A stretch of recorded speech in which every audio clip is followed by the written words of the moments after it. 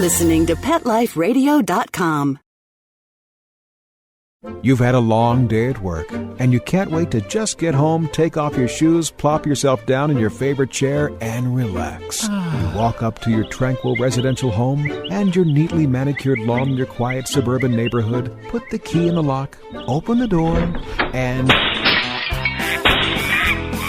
Yes, the pets have gone wild! What were you thinking? Welcome to the show about everything you always wanted to know about exotic pets. Where to get them, what to feed them, and how to care for them. You'll even find out why some people live with a monkey. Now, here's your host, exotic pet expert and author Bob Tarte. Hey, Bob, what were you thinking? Hi, I'm Bob Tarte, author of the books Enslaved by Ducks, Foul Weather, and Kitty Cornered, which we'll talk about in a minute. This is October 16th, 2011, and this is our mystery show. Halloween is coming up, and this is our mystery show. And last year at this time, we did a show about our ghost cat. You remember that, Linda? I'm here with my wife, Linda, by the way. Hello. You remember the ghost cat show we did? Yeah. Okay. So we're doing a mystery show this time, but it's a mystery for a different reason. We have not done a show in quite a while, wouldn't you say? I mean, it's been months. Was it spring? It's probably, no, I think we haven't done a show since winter. Really? Yeah, and we kept intending to do shows in the summer, but every week when we intended to do it, there was a fresh disaster. Remember that? Yeah, I know. Yeah, I mean, I'll just give you a couple quick examples. One of the times it looked like there was a spring bubbling up outside, and I thought, oh, it's just groundwater, because we've got groundwater down the hill. Maybe we've hit oil. Yeah, and it turned out that the pipe from our well had broken, and so it had sprung a leak. So we had to, at great expense, have people come out and fix that. And then... quite a trauma, by the way. Yeah, it was a trauma, and so... and they hit an electrical, when they had the bulldozer out there, they hit an electrical line, and I had to quickly go in the house and find an electrician to come splice that. And we had to pay for it. Yep, and then another week, I was getting over that finally. And then what happened was we lost power to the well. And so we had another emergency. We had no water, and of course it was a Saturday. On a Saturday morning. Always has to be on a weekend. Right, and so that was, didn't do a podcast that weekend. And then we went on a little vacation, and I thought we'd come back and do a podcast about the vacation. Well, just before the vacation, we saw the water bubbling, and I had high hopes that we were hitting oil. Yes. And after we got back, there was something wrong with the toilet, so we had to call the guy. In the midst of him coming out, he checked that groundwater, and it suddenly disappeared. Well, the pump had been turned off. He said, that's because the pump's turned off. Now go turn the pump back on, or the breaker. And then after we turned the breaker on, the water reappeared. He says, that goes to show you it's a break in the line. Right. But anyway, I'm just saying it's been one thing after another, and we were finally going to do a show talking about our great vacation, and then discovered that our hen had pecked a duck in the eye, and that poor thing, I've been putting drops in her eye for weeks now. 5 weeks or more. We're going on. I'm going on week 7. Really? Yeah. So anyway, it's been one thing after another, but suddenly Linda got all excited just a few minutes ago and said she wanted to do a show, and it's our mystery show because the topic of the show is a complete mystery to me. It's something that Linda came up with. So before we get to what Linda wants to talk about, I'm going to say one thing about the book, the new book. And I've been talking for probably the last 3 years about my forthcoming book, The Funnel of Happiness. Well, don't go looking for The Funnel of Happiness. Not going to be there. No, that was the book about our 6 cats. And my publisher decided that it was not a title that they wanted. Yeah, they didn't want it. They figured it took too much explaining. So they wanted something along the lines of Enslaved by Ducks, and I couldn't think of anything. But Linda... I was sitting in the bathtub one night, and I came up with what later became what we think will be the title of this book. Well, it is now. They've decided. It's already on Amazon, did I tell you? They've already listed the book. You can pre-order it on Amazon. It's not even out yet, by the way. I'm still marking it up. It doesn't even have a cover yet, for all we know. It doesn't have anything. Anyway, it's now called Kitty Cornered, which is pretty my name, good. I thought of. Yep, she sure did. So, yeah, did I tell you it's on Lord Amazon? help me with it. Yeah, that's cool. Yeah, but it's crazy. I'm still marking the thing up. Not even out yet. Oh, it's not anywhere near out yet. I'm still arguing with the publisher about this or that. Yeah, but, it's a good sign that will be the name, though. Yeah, it is. So anyway, so here we go. And Linda, you have some topics? One topic is, what month did Harold start appearing? About 6-8 months ago? Yeah, that was another thing. We're going to do a whole show about Harold. And that never happened because we were so bummed out about everything going wrong. It was one thing after another. I can't even think of them anymore. We were too bad a mood to do a show. Yeah, but go ahead. So what month, do you know what, 6-8 months? I don't know. He was around here for a long time. I think Harold started coming in like May or June. Something like that. Just kept, he didn't stay long. He was tell him who he is. It's a stray cat that kept coming around. Was it fairly often? He didn't stay around like the other one, like every day. He didn't stay for long. He was hungry, he wanted to eat. He wanted us to put food out. But he was skittish, like so many feral cats are. And we put food out for him. And Bob just instantly fell in love with him. Very nice. Not a nice cat. He was nobody could get close to, but he had just a very interesting face, and Bob likes skittish cats, and he was trying to establish a relationship with him. So as time went on, he decided we were, quote, okay, whatever that means, and he started getting bolder, and he'd come and lay on the deck, and the thing which I didn't like, which was he started eating our chipmunks and looking at the birds longingly on the feeder. So that bothered me. It didn't bother Bob as much as it bothered me. But I decided that he couldn't live here. He decided he wanted to live here. I'm sure that's what he decided. But even when he decided he wanted to live here, he didn't hang around all the time. But he did come a lot more often. And at what point did we decide that we wanted to maybe live trap him and take him to the cat rescue lady? Well, I think it was in the end of summer? Yeah, because what was happening was that I wasn't really too thrilled about him going after the birds either. I don't mind so much him going after the chipmunks, because otherwise they'll get in our house and we'll hear them in the walls all winter. And we still do, as a matter of fact. Yeah, but I didn't like the idea that when winter comes, first of all, I don't want a stray cat having to be outside in the shivering cold. Yeah, you'd want him inside. And second of all, well, that probably couldn't happen, but second of all, we get a lot of birds that depend on us feeding them in the winter, and they feed off the ground. We get tons of tree sparrows, and last year we had a Carolina wren. In the fall we had fox sparrows for a little while, and so we did not want them to be in danger of extinction thanks to a stray cat. Yeah, Harold, his favorite thing in the world was sitting up against the milk house, staring longingly, or maybe just interestedly, up at the feeders. Yeah. That was his favorite thing. So I would go out there and just chase him off all the time. We would look at him out the window. I'd see it. I'd chase him off. You could chase him off, and within 2.5 minutes, he's right back there staring at the birds. I don't think he very often got birds. I think he was mostly looking at them, but when we did come back from our trip, I saw feathers. He did occasionally get a bird. So I didn't like that. We don't want that. So we decided we were going to try to live trap him. So we put the live trap out there. We talked to a cat rescue lady, put the live trap out there, and the way she said to do it was, and this might help you too if you're trying to catch a cat or something, put the food close to the entrance of the trap and then move it closer and closer and closer day by day. And then, what do you call it when you set it so it won't shut on him? What do you call that? Well, I just had it tied up so that it won't shut on him. It won't shut. It won't trigger. Because it won't trigger. And you eventually put the food inside there, and you still keep setting it so it won't trigger. Okay, so they will be brave enough to walk right in and not have anything happen. So after a few days of that, and eventually on one fine day, when they're brave enough to go in, then you do trip it, and then you do catch them. Yep. Then you set it. Yep. So what happened was, the day that I established is the day that I felt he was brave enough and to go in, and I saw him go in 2 or 3 times, and I thought it was the time to do it. I set the trap, and I was all nervous and excited, and mostly nervous about the whole thing. And he did go in, and I was watching through this big picture window that overlooks that area down by the garden. He was in it, but it wasn't tripping. It just was not tripping, and I was just freaking out.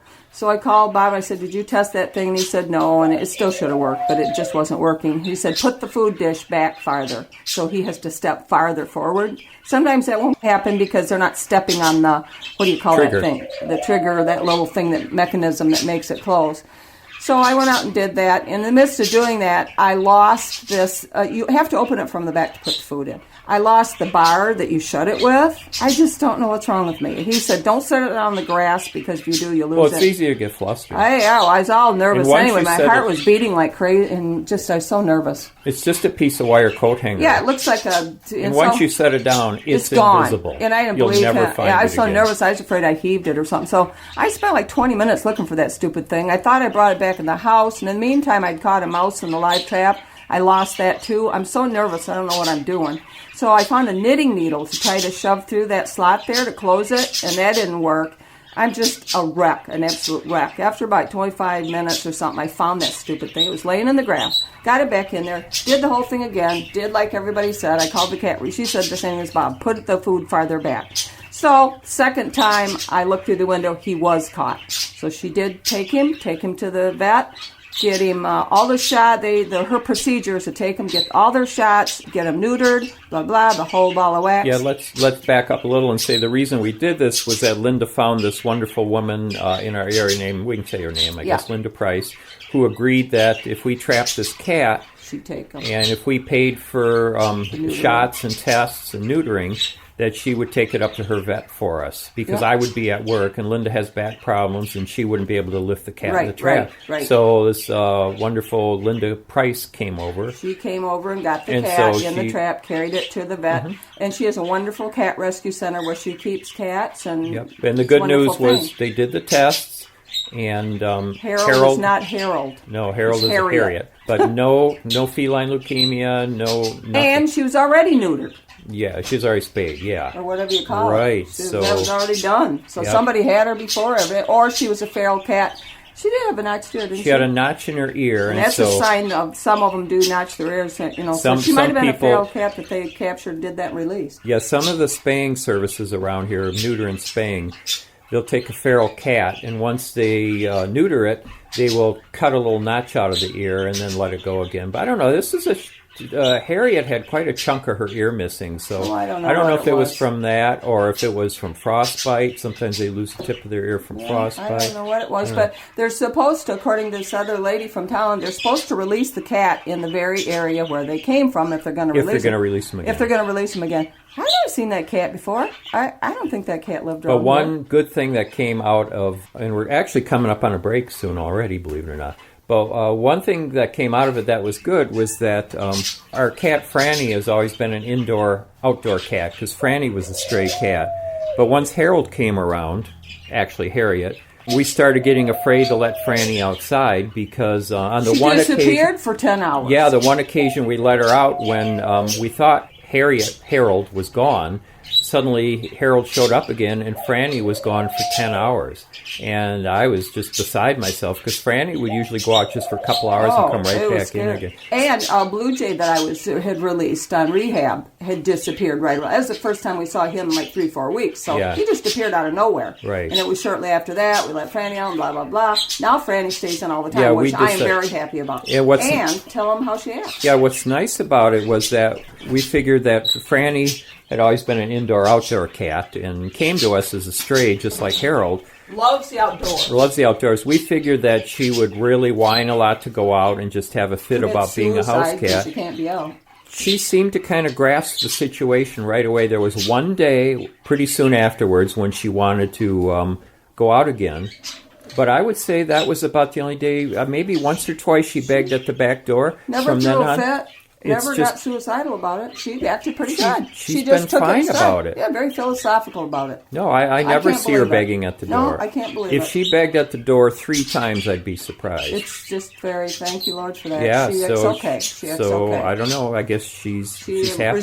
Resigned herself to it. Yeah, I mean, maybe that was a bad memory for her. We think maybe Harold chased her up a tree. Or something. Yep. Maybe a bear bothered her. Who knows? So we're coming up onto our break, and then on our mystery show, because I don't know the rest of the things that Linda wants to talk about. So we don't have any big mysteries for Halloween. This show is the only mystery, but we will be right back after a word from our sponsor.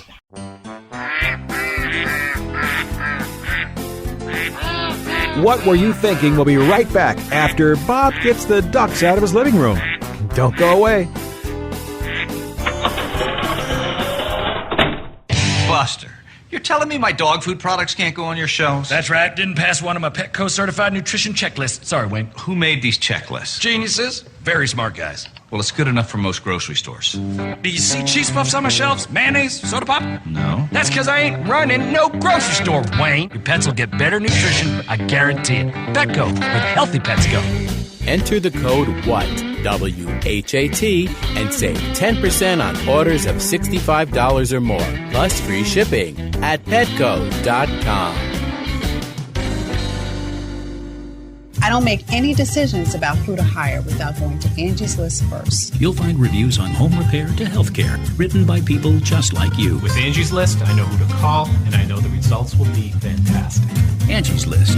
Who you can trust. Go to angieslist.com/thinking and get 25% off any subscription. That's angieslist.com/thinking. THINKING. Love your pets but wish their medications were a lot less expensive? They are at 1-800-PET-MEDS. You'll not only save on flea and heartworm medications, but on prescriptions for arthritis, incontinence, thyroid, and more. And you get fast service, free shipping, and a 100% satisfaction guarantee. Plus, our licensed pharmacists ensure accuracy, monitor drug interaction, and more. See why over 5 million people have trusted their pet's health to 1-800-PET-MEDS, America's largest pet pharmacy. Call now or order online. Go to petmeds.com/what, W-H-A-T, to get 10% off any order and free shipping on orders of $39 or more. How would you like your business to reach out and invite in our audience? We have a brand new trademark concept called InfoSeeds. InfoSeeds are short 20-second seeds of information about your place of business, practice, or service. Is the best, most cost-effective way to invite us in. We only have a limited number of slots left. For more information, visit the website PetLifeRadio.com. Click on sponsorship information. There you can listen to a sample of InfoSeed. Remember, only a limited number of opportunities are available.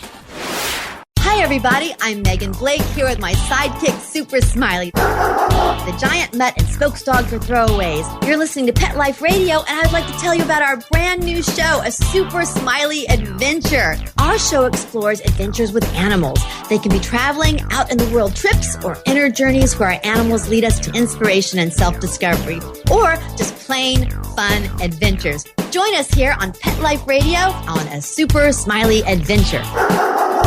Good boy. Let's talk pets. Let's talk pets On Pet Life Radio. Pet Life Radio. PetLifeRadio.com. Okay, ducks are in the pond, rabbits in his hutch, and monkeys... Oh, in my car! Oh, okay, well, I go check my insurance policy. We'll turn you back over to Bob. We are back with What Were You Thinking? I'm Bob Tarte, author of Enslaved by Ducks, Fall Weather, and Kitty Cornered. I'm here with my wife, Linda. Hello. So what next? What do you want to talk about? Well, I want to say that we finally, after about 3 months, got to go on our trip this summer. And we had been wanting since the end of May, or even earlier than that, to go on a 3-day trip, which we like to do at least once a year. Nothing fell in place so we could do it. Finally, about the middle of August, we did go on our trip. We went to southern Michigan, went to Lake Michigan, got to walk on the beaches of Lake Michigan. We went to Niles, to a very nice botanical garden there called Fernwood, and just had a very nice time for 3 days. Yeah, it was good. Relaxing. Good trip. It was a good trip. And I did see some birds. I didn't see a lot of birds, but I saw some common terns. And in Michigan, common terns aren't all that common, so I was happy to see them. That was at beach at New Buffalo, so that was cool. There were about 7 of them. What was the name of that place? Pop's Nose? Yes, we also went back to Pop's Nose. We've been there before. We liked it. Yeah, if you go on Facebook, look me up on Facebook, make me your friend, and you will see some pictures from our trip, including pictures from Pop's Nose. It's got a bunch of statuary out front, a zillion knickknacks inside, and a very talkative, friendly lady. With pet peacocks. With pet peacocks in the yard. Yep. She showed us her baby peacocks. Yep. And we couldn't find what we were looking for on the way back, and then we ended up going to that other beach. Oh, yeah, I had to go to the chiropractor, was it twice during that, a 3-day trip? At least twice. Yeah, I didn't go the first day. second, third day I had to go to the chiropractor, and the chiropractor secretary recommended going to this certain beach on the way back, and of course we never found it. Well, we did find it, but once we found it, you couldn't get down there. It was inaccessible. There was a bunch of rocks, and it was flooded and everything. It was on a cliff, and there was one walkway down there, and it was closed. Maybe so that wasn't the right place. Yeah, but it was. It had the name. But we ended up going to Van Buren State Park, which was a beautiful beach. It was a nice windy day with the white caps crashing into shore. It was just absolutely beautiful day for our final day. And it was sunny weather. It was Tuesday, Wednesday, and Thursday, so I could go to the chiropractor Monday and Friday. Tuesday they claimed it was going to be this wonderful sunny day. That was the day it was a little bit cloudy, but both Wednesday was the day they said it was going to be bad. That was just a gorgeous day. So was Thursday. So it turned out to be, we planned for weeks, and some of us longer than that sometimes, trying to find perfect weather for the days that we have to go. Well, and also days when your back isn't bad. Yeah, days when my back isn't bad and days when the weather will be good. This is just like an ongoing thing. We're trying to find days when I don't get bogged down where he doesn't have to be. Or so it's like trying to spin the roulette wheel and get those days is just, but it turned out fine. Yeah. Now you said you had some topic about Bella. I wanted to encourage people that when they're having, these are probably mostly pet people that listen to this we hope project. they're the ones listening to this on Pet Life Radio. Yeah, I guess that makes sense. I just want to say, don't give up when you're trying to deal with some kind of pet issue that's difficult and that's frustrating you. Because usually through your imagination and curiosity and determination, you can find a way to deal with it. I'll just give you one example, a recent example for us. Bella, Bob's African Gray, she's got a really, loud voices don't necessarily bother me because, I deal with these baby birds from Peg Markle and doing rehab, and they can be really, really super loud. The starlings, they're super loud. But there's something about the quality and tenor of her voice when she's wanting something that gives me an instant headache, and I just cannot. It's her squawking, not when she's talking. It's not the regular thing she does. It's when she squawks and wants something. I just can't deal with it. And this had been going on for many, many months, and I was just trying to find some way to deal with it. So the way that we found to deal with it is to just take her out of the room. Give her, I got a study on the other side of the living room, and we put her in there. She's got her special little timeout place. She can squawk to her heart's content in that room. We bought a little cage, travel cage for her. You know, she's by a sunny window. I don't even think she minds it that much. And she's out of this room and out of the range of killing my head. So that was a way to finally, a solution to that problem. You can find solutions if you look for them. And we have an elderly bird named Hoshi who lived in a cage with a parakeet named Georgie. And it was getting to where when birds get older, sometimes the other birds will pick on them. And we needed to find a solution to that problem of him being picked on a little bit by Georgie and the other birds. Because he's quite weak now. Yeah, he's an older bird. And so what we did was we found a smaller cage. He wants to be with the birds still, so we put him all in the same row as the other birds. He sits on top of the rabbit's cage in a smaller cage. He's got all his little stuff he likes, but he's nearby the other birds. And I think he's relatively happy in there. Yeah. And he's still near the birds. That's the main thing. And they can come over and talk. We don't let him out now, but he can talk to them through the bars if they want to come visit him. And that was the solution to that problem. So I just want to say, don't give up on stuff. There's always usually a way that can be found to make things work. Yeah, he's a linealated parakeet. He's just a doll. He's one of the sweetest birds you could ever hope to meet. Yep. Used to sit on Bob's shoulder at dinner time on a towel and eat little pieces of corn, and just a very gentle, sweet disposition. Yep. Wonderful bird. Yeah, and it's too bad that we can't keep him in the cage with the other bird, but he's pretty old, he's weak, he has trouble getting around, and so now in his little cage by himself, he can crawl around till his heart's content, and he kind of does this little obsessive behavior. He wants to be in motion all the time, so that might be what bothered Georgie. Maybe Georgie got tired of him crawling around all the time or something. You just don't know with birds. Nope. You really can't tell. Did you have other topics for our mystery show? I just can't believe... You know how you have a stretch of time... You know, he mentioned about the water thing and like that, and I don't know what else, but I can't believe how sometimes in your life there's just like a period of time where everything goes wrong for like 2 months in a row, or, you know, it's just for a long period. It isn't just like 2 or 3 things. They always say 3's the clincher, but I can't believe how this summer it was just one endless thing after another. Like, expensive thing. What did we do wrong, you know, to deserve all this stuff? The dryer door would not stay shut. and it made it so the dryer would stop because it kept popping open. Had to have a guy out for that.